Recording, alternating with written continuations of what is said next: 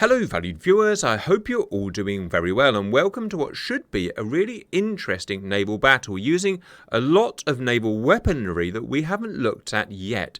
So Sea Power, a naval game based 1960 to 1985, mainly centered around US versus Soviet, has been out for just over 2 months now. We've done 42 videos on it so far, again mainly US versus Soviet, but there are other countries involved. We've covered all of those other countries in detail except for Iran, Germany and Norway. So that's what we're looking at today, those 3 countries.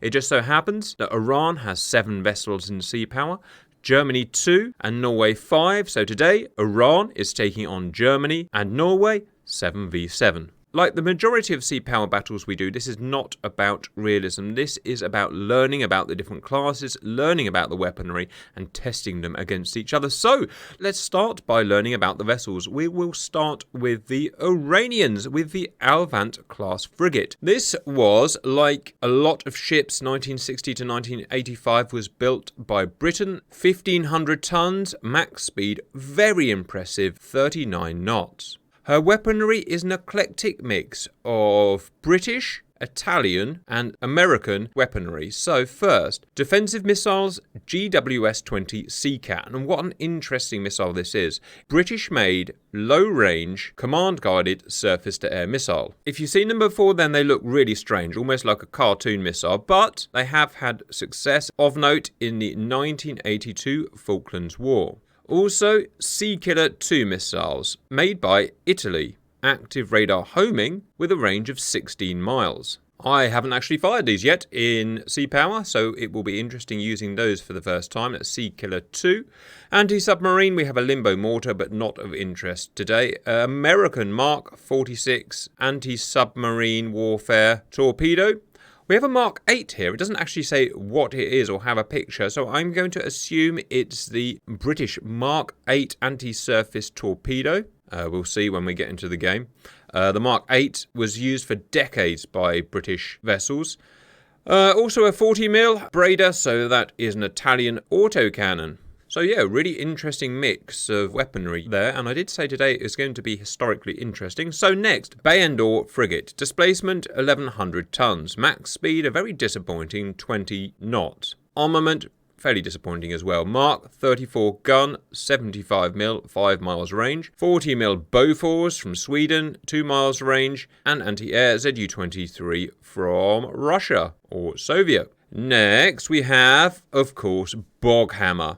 Swedish built, essentially speedboat, 7 tons, 46 knots. Weapons on the kind of roof here, you have the indigenous Hasab-1, multiple launch rocket system, range 5 miles. It's actually surprisingly useful. If you remember, we charged a bunch of these at the American modernized Iowa battleship, and they did actually get hits. Also, 1 or more Dushka machine guns. Next, we have the K-Van, which is a fast attack craft. We've used these before again against Iowa. Interestingly, it has the Grad, so the BM-21 Grad multiple launch rocket system, range very impressive, 21 miles, although they rarely fire at their max range because their accuracy really suffers. They also have 40mm Bofors, 150 tons, speed a pretty miserable 21 knots. Next, K-Van. Small missile boat, same hull, 150 tons, 21 knots. But this time it has the Italian Sea Killer 2, range 16 nautical miles, and it's an active radar homing anti-surface missile, in case I didn't say before. Anti-air Zu-23 20mm cannon. Next, interesting vessel from France, La Combattante 2A, armed with 4 RGM-84. This is the only Italian, and this is the only Iranian ship today with long-range anti-shipping weapons. The Harpoon, of course, range 65 miles and active radar homing. She has a Mark 75 76mm gun, range 9 miles, and 40mm Bofors. Finally, we have Parvin, fast attack craft just armed with cannon, 40mm Bofors, and 20mm Oerlikon. So, very mixed capabilities. Next, Germany and Norway. Let's start with Germany here. We have the Lutien frigate, 4,500 tons. Speed, pretty impressive, 33 knots. Primary defensive weapon, RIM 66B SM1 MR Block 5, range 25 miles. Fired from a Mark 13 launcher astern. Also, long range RGM-84 Harpoon, I think also launched from the Mark 13. We have an ASROC, also the American Mark 46 anti-submarine torpedo, and a Mark 42 5-inch, so it's about 125mm cannon, 12 miles range. Next, we have the Type 148 Tiger class. And if that hull looks familiar, I think that's because the recent battle we did involving the numerous Israeli SAR classes, I think their hull was based on a Tiger class. I stand to be corrected. Their primary surface-to-surface weapon is, interestingly, the French MM-38 Exocet anti-ship missile. This missile was used to sink British vessels in the 1982 Falklands War. Active radar homing, fired from the surface, range 22 nautical miles. We have the same Mark 75 gun. This gun just seems to get everywhere. Also, we have 40mm Bofors, range 2 miles. That's Germany. On to Norway. We have the Hawk class, and I'm going to mess these names up, of course. Displacement 160 tons, speed 32 knots. We have the indigenous-built Penguin anti-shipping missile, well, actually built in collaboration with America. Of course, America has a long history of collaborating with Norway. Notably also, the combined built NASAMS surface-to-air missile system in modernity. So, Penguin AGM-119 is, interestingly, a heat-seeking anti-surface missile, range 19 miles. Again, I haven't fired them yet, so it's going to be interesting firing those. They also have TP612 anti-surface torpedo, 40mm Bofors, of course, and 20mm Oerlikon. Onto the Oslo class. 2,100 tons, 25 knots. We have a Sea Sparrow RIM 7F set here, range 10 miles for defence. Penguin again, range 19 miles. A Turn 3 anti-submarine mortar, Mark 46, Mark 33 gun, 75mm or thereabouts, and 40mm Bofors. Next we have Sarda, and it's a minesweeper. Wow, I've not used a minesweeper before, viewers. So there you go. Oerlikon 20mm. You never know. It might come in handy. It might win the battle. Next we have Sleipner class Corvette. It has ASROC, Mark 46, Mark 33 and 40mm. So probably not of much use today. What's the range on the 33? 5 miles. Probably not much use, we'll see. That's anti-submarine Corvette, obviously. And the Snog, or Snurg, I stand to be corrected. A missile boat, 140 tons, 30 knots, and it's based around Penguin, of course. We have the anti-surface torpedo and 40mm Bofors. Let's have a look at the vessels in 3D. Welcome in. We start with the German Lutyens frigate with a stern single-arm missile launcher here. I assume it's a Mark 13. Turret, bow and stern, single-barrel 127mm naval gun. Amidships, we have, almost certainly that's going to be the ASROC, the Ruhr 5. Harpoon, presumably, is launched by the arm launcher. I don't see any dedicated launchers otherwise. Mark 46 we have here and here. Lightweight torpedoes. And that's our lot. Pretty decent frigate. German Tiger class next.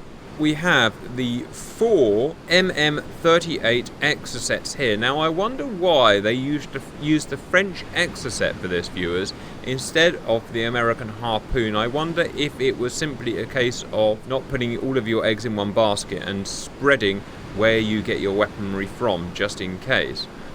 We have a 76mm Mark 75 naval gun here. And we have the 40mm here. Next, Norwegian Hawk class here, based around her penguins. And look at those little cells at the back. Those are the penguins, and they've squeezed 6 penguin cells on there. Now, looking at them, they look very similar to the launchers of the Gabriel surface-to-surface missiles that the Israelis use. I wonder whether there's any similarity between them, or whether it's just coincidence.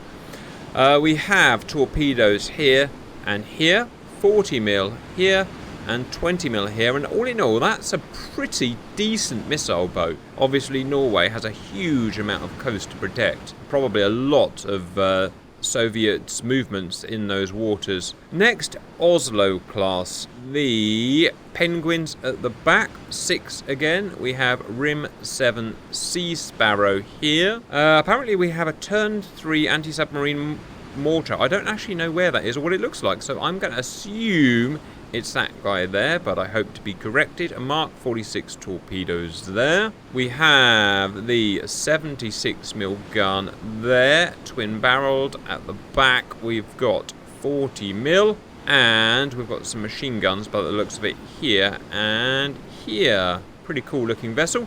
Next, this is what I'm betting is going to win the match, viewers. It's the Sorda Minesweeper. We've got a gun at the front there, and some weird looking things down here. Now, I don't know anything about mine laying or mine sweeping. It's not come into any of the books I've read so far, viewers. So what the deuce are these things here? Are they for something to do with detecting mines? I don't know. Let me know, please. But I look forward to learning about that. Next, we have the Sleipner class. It's going to be a corvette by the looks of things. We have the mortar. Yes, so that must be the mortar there. Ooh, it'd be interesting seeing that in action, actually. We have the Mark 46 torpedoes, which I'm looking forward to there. There they are. They swivel round and just plop over the side. We have twin 76mm here, 40mm aft here. So that is an anti-submarine warfare corvette, and it's going to be exactly 0 use today. And finally, we have Snurg, whatever. 4 Penguins aft, 4 torpedoes, and a 40mm gun. That's actually pretty well armed for a tiny little 100 or so ton boat, right? That's pretty impressive. Over to Iran. So, the Alvant frigate. We have first Seacat. Look at these funny little cartoon missiles. Oh, 3, not 4. We've got their range about 3 or 4 miles from memory, command guided. We have the naval gun at the front here, 4.5 inch. We have the Italian-made Sea Killer missiles, which are in these cells aft here. And these guys here, I assume, are twin 40mm cannon. Mark 46 torpedo, I'm searching for. There they are, on the stern. 6 torpedoes. Not a bad little frigate for the time. Next, Bayandor. And what do we have? We have 76mm cannon there. Twin 23mm cannon there, twin 23 aft, and I'm gonna guess twin 40mm there, and another 76mm there, and otherwise not much else, so probably not much threat today. The guys that will be having the most fun today will of course be the crew of the Boghammer, well, until a harpoon hits them, that is.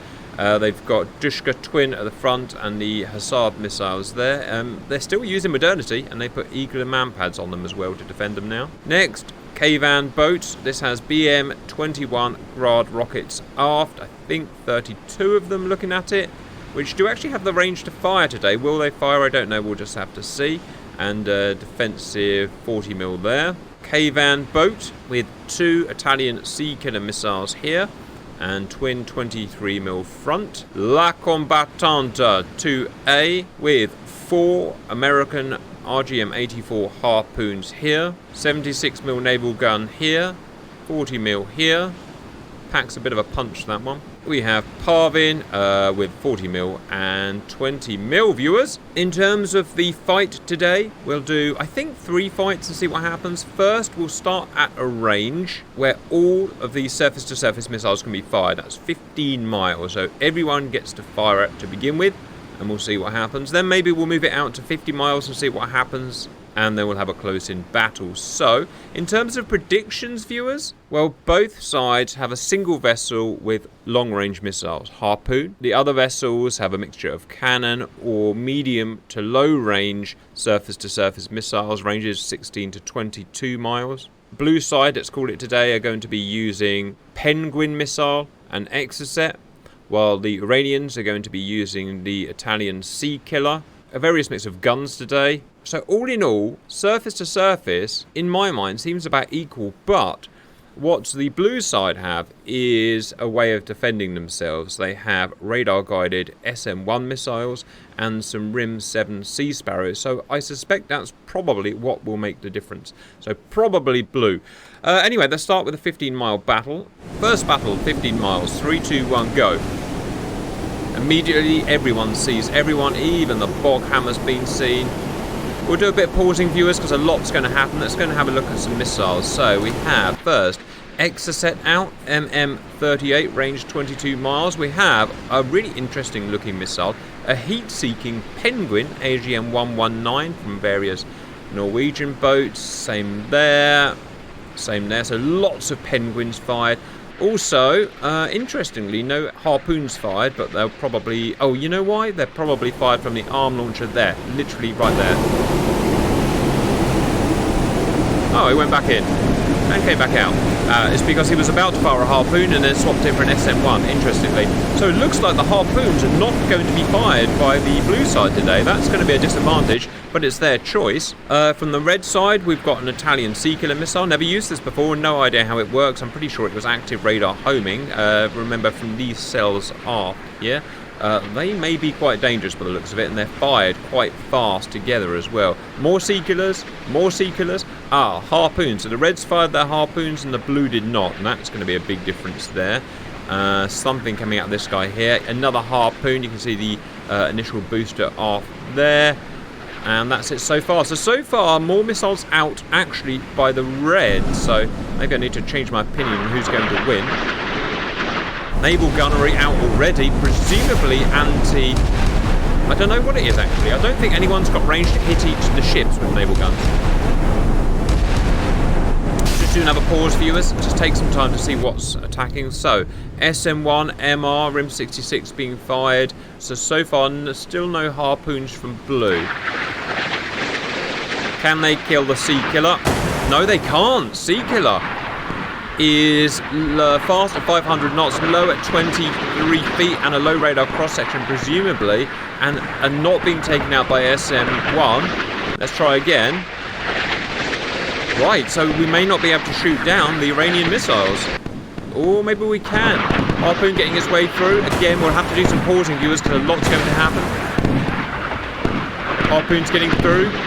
Who's going to get through first? Let's do a pause there. The Exocet has got through to the Iranians, and the Reds are slightly further behind with slightly slower missiles. 620 knots on the Exocet. Wow.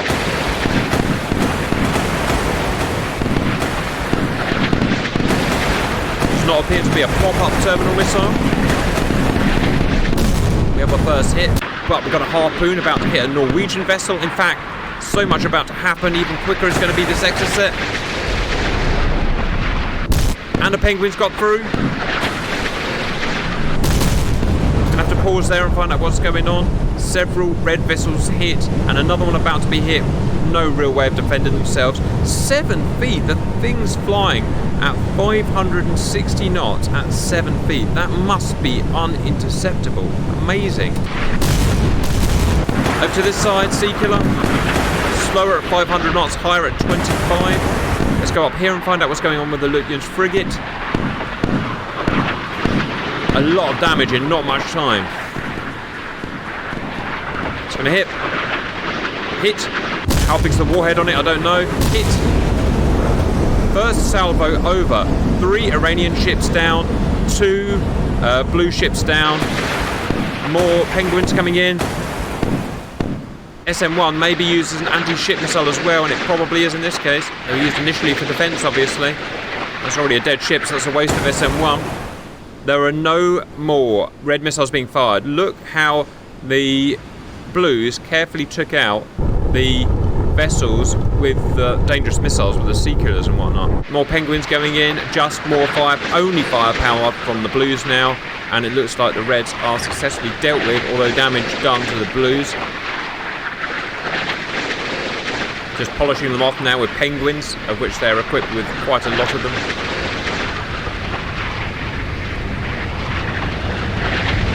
Down. Did the bog hammer get it? Where did the bog hammer go? Don't know. One more vessel left, which is... I think it's Le Combattant. There it is, firing. reason they're not targeting it, so the battle goes on, viewers. Oh, hell no, they fired a harpoon. Finally, a harpoon has been fired from Lucian's, who's obviously survived her sea killer attack. And that is only going one way, and that is straight towards Le Combattant. Interestingly, at the last minute, pause, because that was an interesting thought. The Penguin was originally going for this vessel here, and it switched at the last minute and went for this vessel here. Now, why is that? Do they have command to do that, or is it because that vessel's sunk? I don't know. Well, that's a Corvette down, or is it? It will be in a minute.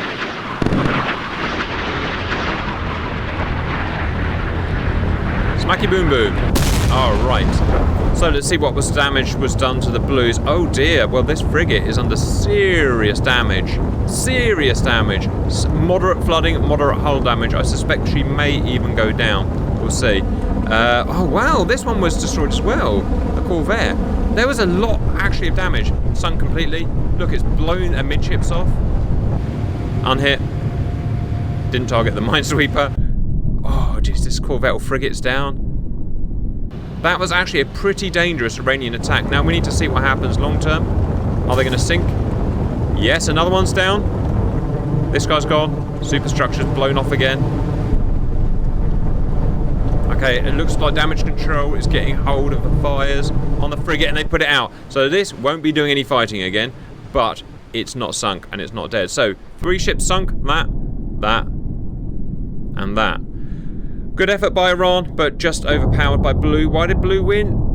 For me, it was that the Sea Killers were a little bit slow at 500 knots and 23 feet, whereas the Penguins were unstoppable. I didn't see a single Penguin being shot down at, 560 knots at 7 feet. Not much could destroy that. Also, the Exocet was actually worryingly impressive. You see what it did well in the Falklands War, 600 knots, and it was pretty low.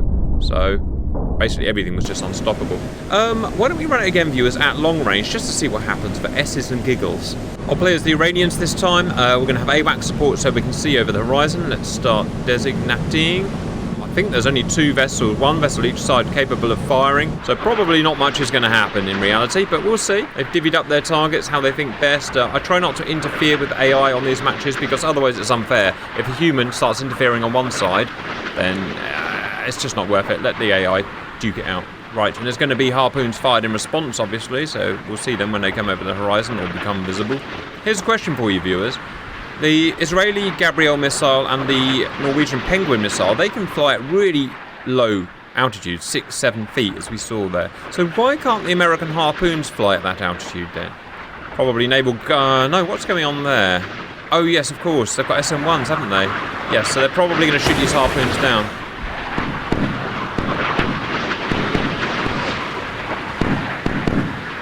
Whereas the Iranians are probably not going to shoot these harpoons down.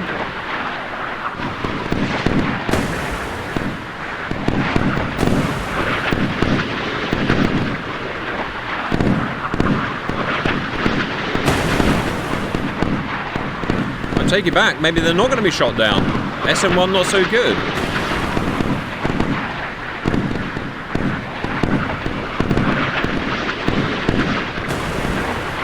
Wow.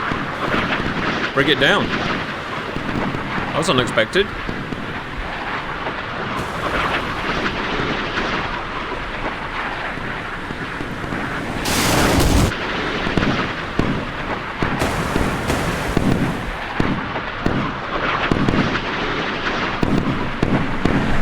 Strange thing to target. Another strange thing to target. Surely they would have gone for the frigates.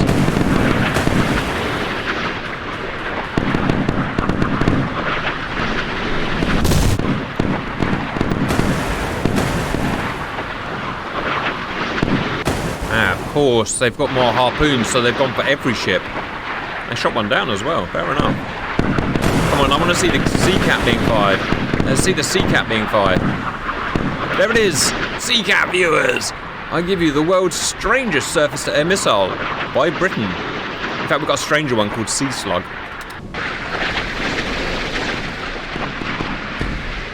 Yeah, we had some strange missiles. And it's command guided, and it's pretty useless at shooting down missiles, obviously. Although, as I said, I'm pretty sure we did get kills against Skyhawks in 1982 with it. Yeah, go on, little British missiles. No, we failed. Oh, American malfunctioning harpoon viewers. Well, and it was on the frigate. Well, what can I say? I just press go. Come on, let's have another Sea Cat out. Yes! Go on, Sea Cat, get it! Yeah, we got it! We shot a harpoon down with a Sea Cat! Oh my goodness! That makes me feel big. Wowee! Who would have thought that? American harpoon missed this ship, just missed, and then a 1960s pretty terrible Sea Cat cartoon missile shot one down. This is not going the way we thought it was going to go. Everyone's out of long-range missiles now, so now we press fast forward until everyone starts slugging it out again. This has got exciting very quickly, viewers. 2 Europeans, for lack of a better word, destroyed. 3 Iranians destroyed, but the big Iranian ships are still in service here. Now, who's going to fire first is going to win this, obviously, and it's going to be... Oh, there we go. It's going to be the Exocet missile, of course. 12 feet. 12 feet? I didn't see that before. 11 feet. Wow. Again, no wonder we got killed by it. Yeah, they're not going to shoot a Exocet down with guns. Again, interesting choice of target. 600 knots right into his face.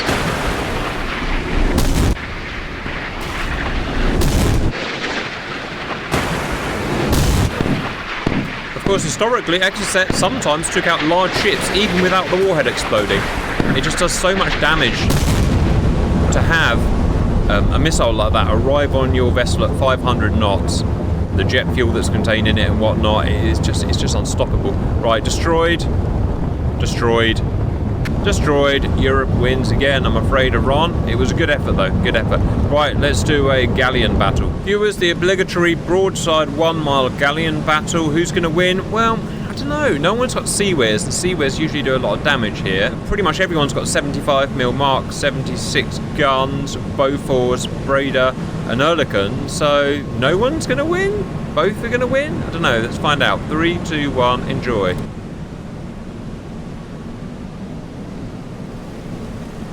I don't know what that is that's firing. Probably something low caliber. Some missiles going up there, look. That's MLRS. MLRS is firing. Look, that guy just got absolutely pwned by MLRS. You see that? Something exploded there. Frigate on frigate action here. This guy's fired a missile. Probably SM-1, line of sight. This guy's taking a lot of heat. My midship just went up. Wow, it took a lot of heat. He really did. This guy untouched. Just banging in with his 75mm. Look at that, bang. Well, you just never know, do you, viewers? So blue is Iran this time. Iran winning so far. And this guy's making a hasty exit. Okay, he's trying to get in range of a sea killer, so he's got to move away. Well, that's up to him. We'll let AI do it if they want, viewers. This guy here is out. Oslo is out. No, he's not. Sorda. Oh, the Minesweeper's going to win it. I knew he was going to win it. Go on, sir. Whack another mag in and slam those darn Iranians. They're causing nightmares at sea. Look at the size of the bullets. The bullets are massive. Oh, Sleipner is listing heavily. She's going over. No, she's going down. Bye, Sleipner. Snog. Oh, she's down at the bow. She really is down at the bow, look. Oh dear. As baby would say, oh dear. Oh, they got the harpoons out. About damn time. Oh well. Iran wins, viewers. Bring it out. And a sea killer got going. Oh dear. Oh, my beautiful Minesweeper. My snowball firing Minesweeper. Why? Oh, no. Wow, she's taken an absolute pummeling, but she's still going. Minesweeper are all best sweeping for the mines and blowing the things up. Oh, wowee, wowee, wow, wow, wow.